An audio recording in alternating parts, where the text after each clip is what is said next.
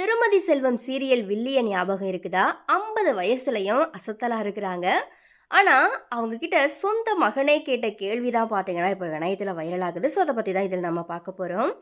So, serial நடிகை கௌதமி வேம்புநாதன பல Sun TV சீரியல்ஸ்ல வந்துட்டு நம்ம பார்த்துருப்போம். ஸோ, வில்லியாவே நடித்து பிரபலமான கௌதமி வேம்புநாதன் பார்த்தீங்கன்னா, இப்போ 50 வயசுலயும் ஜிம்ல ஒர்க் அவுட் பண்ணபடி கொடுத்த பேட்டி தான் இணையத்தில வைரல் ஆகிட்டு இருக்குது.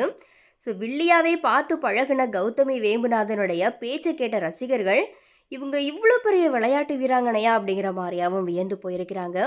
அதே நேரத்தில் அவங்களுடைய சொந்த வாழ்க்கையில் நடந்த சோகங்கள் குறித்தும் அந்த பேட்டியில் பார்த்தீங்கன்னா அவங்க எமோஷனலாக பேசியிருக்கிறாங்க. ஸோ, அதை பற்றி தான் இதில் நம்ம டீட்டெயிலாக பார்ப்போம்.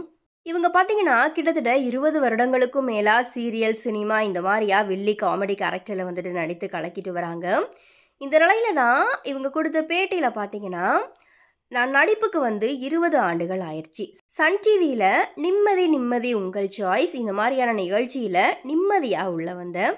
அதுக்கப்புறமா மாயாவி, மாரிசன், சூளம், திருமதி செல்வன் இந்த மாதிரியான ஒரு சில சீரியல்கள் நான் பண்ணிக்கிட்டு இருக்கேன்.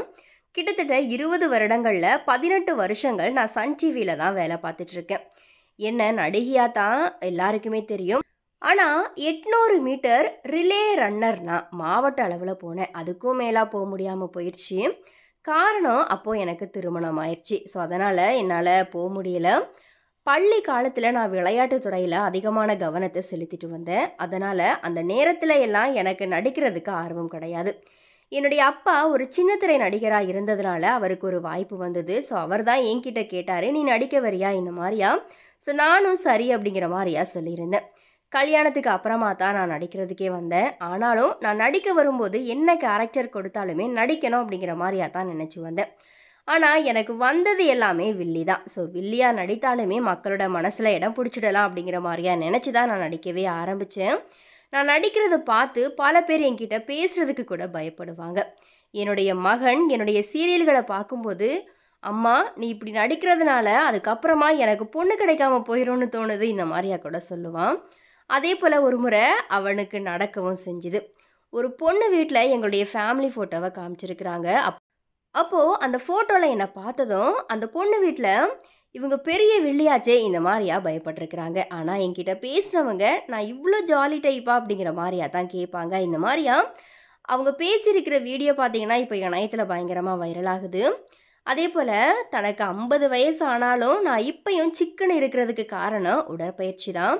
உடற்பயிற்சி செய்கிறதுக்கு எனக்கு எப்போதுமே அலுப்பு ஏற்படாது. 30 வயசு வரைக்குமே உடம்புல ஒரு மினுமினுப்பு இருக்கும்.